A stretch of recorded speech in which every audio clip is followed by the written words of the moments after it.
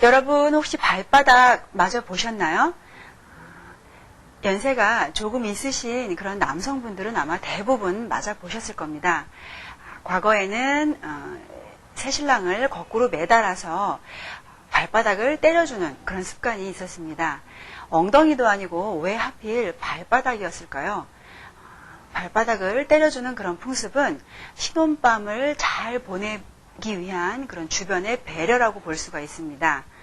발바닥은 경락학상으로 봤을 때 신장의 정기가 모아지는 굉장히 중요한 곳이고요. 또 신장의 그 정혈, 기운이 솟아나는 그런 혈이 시작되는 그 부분이 바로 용천이라는 그런 부분이라고 하는데, 발바닥을 이렇게 보았을 때 이 3분의 1 지점, 이 부분 이렇게 움푹 파인 이 지점을 우리가 용천혈이라고 하는데요. 이 부분에서 신장의 정기가 솟아나게 됩니다. 그래서 발바닥은 무척 중요합니다. 이 발바닥은 어떤 생식기하고도 굉장히 연관이 깊고요. 또 이 소변 기능하고도 연관이 깊고 허리, 골반하고 밀접하게 관련이 되어 있습니다. 이렇게 신장에 정기가 모아져 있는 우리가 발은 사실은 마사지를 받아보면 온 몸이 굉장히 또 상쾌해지고 피로가 풀리는 그런 경험을 아마 해보셨을 건데요. 발은 사실 신장에 정기가 모아지기도 하지만 내 온 몸의 장기의 기능이 조금씩 이렇게 분포가 되어서 내 온몸과도 연결이 되어 있다라고 볼 수가 있습니다. 그런데 주변에서 보시면 이 발바닥이 굉장히 아파서 고생을 한다, 이런 말씀 아마 많이 들어보셨을 건데요. 병원 가셔서 뭐 엑스레이를 찍어 보았을 경우에 어떤 진단명이 족저근막염 이렇게 나타나시기도 하고, 그래서 뭐 치료를 받고 나면 조금 괜찮다가 다시 또 아파지고, 어떤 경우에는 무척 심하셔서 아예 걸음 자체가 힘든 경우도 굉장히 많습니다. 발바닥이 또 퉁퉁 부어있기도 하고요. 그래서 이제 저한테 많이 문의가 오시는데요. 대체 이 발바닥 통증을 어떻게 하면 나을 수 있으며 또 이것의 원인은 무엇인가 라고 또 많이 문의가 들어옵니다. 결론적으로 말씀드리자면 이 발바닥 통증은 굉장히 잘 낫는 질환 중에 하나입니다. 그 원인을 우리가 탐구해 보자면 크게 두 가지로 나뉠 수가 있는데요. 첫 번째는 우리가 어떤 골반이나 허리 이런 변형이 없는 상태에서의 신장 기능의 저하라고 볼 수가 있습니다. 가끔 환자분들 한의원에 가셔서 발이 아프다고 말씀하셨을 때 신장의 이상이다라고 진단받으신 분들 아마 계실 건데요. 우리가 신장의 기능 자체가 좀 좋지 못해서 오는 그런 발의 통증은 주로 양측성으로 양쪽 발로 오실 수가 있고, 발이 아픈 부위가 약간 발 뒤꿈치 쪽으로 치우쳐서 나타나는 경우가 있습니다. 그리고 통증이 심하지는 않으시고 은근히 아프시면서 특히 아침에 일어날 때, 일어나서 발을 디딜 때 발 뒤꿈치 양쪽이 너무너무 아파요 라고 말씀하시는 분들 가운데는 이 신장 기능이 정말로 허해져서 좋지 못해서 오는 그런 발 뒤꿈치 통증, 발 통증을 호소하실 수가 있습니다. 신장 기능이 좋지 못해서 온 발 통증 중에 또 하나가 순수하게 신장 기능이 좋지 못해서 온 경우도 있지만, 제가 늘 이야기하죠. 이 상체로 열이 확 올라가서 그 열을 꺼주기 위해 애쓰는 신장의 기능이 떨어지게 되면 또 나타나는 그런 경우도 있습니다.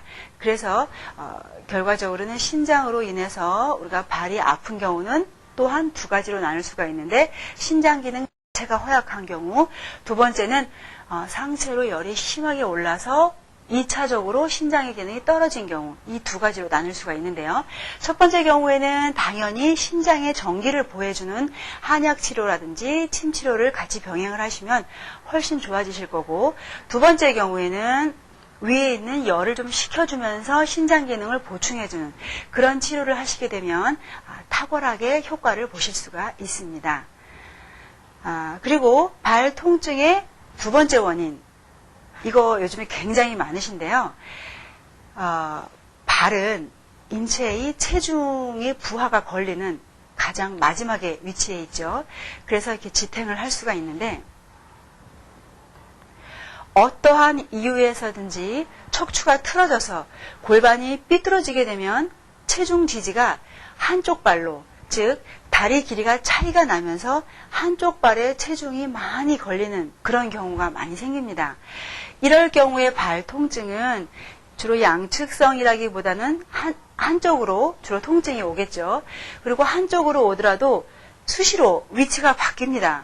어떨 경우에는 발 앞쪽으로 오고 또는 옆쪽으로 뒤쪽으로 왔다 갔다 하면서 통증이 굉장히 심한 그런 결과를 또 초래하시고요. 더불어서 발이 아픈 부위에 그 종아리 뒷부분이 땡긴다 이런 거를 함께 호소하실 수가 있습니다. 이 경우에는 말 그대로 척추를 잡아 주셔야 됩니다. 그래서 양쪽이 짝짝인 그런 분들은 본인들이 신는 신발을 한번 보시게 되면 한쪽이 심하게 닳아서 있거나 한쪽은 멀쩡한데 이쪽이 약간 좀 이상하게 변형이 되어 있거나 닳거나 이런 경우를 보실 수가 있습니다. 그 경우에는 우리가 당연히 비뚤어진 골반을 바로 잡으셔야 되는데 체중이 굉장히 많이 나가시는 분들은 무조건 체중 감량이 우선입니다. 체중 부하가 당연히 적어져야 우리가 척추를 교정을 할지라도 조금 더 빨리 교정이 되고 오래 지속이 되실 수가 있고 발에 대한 체중 부하가 훨씬 덜해지기 때문에 발 통증을 현저하게 감소시킬 수가 있습니다.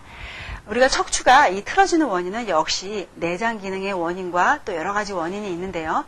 자세 이상도 오실 수가 있고 잘못된 신발도 또 원인이 될 수가 있습니다. 그 여러 가지를 고려하신과 동시에 잘못된 척추, 비뚤어진 척추를 바로잡아 주시게 되면 이 발통증이 아주 깜짝같이 또 사라지실 수가 있습니다. 그래서 우리가 발이 아픈 경우는 또 많이 고생들을 하시고 또 고민들을 하시는데 이렇게 크게 아까 제가 말씀드렸죠. 두 가지 경우. 첫 번째는 신장의 기능 이상, 두 번째는 척추 골반이 비뚤어져 온 경우. 이 두 가지 경우로 나누어서 살펴보실 수가 있으니까 잘 보셔서 꼭 치료받으시기 바랍니다. 다음 시간에는 설사병에 대해서 한번 알아보도록 하겠습니다.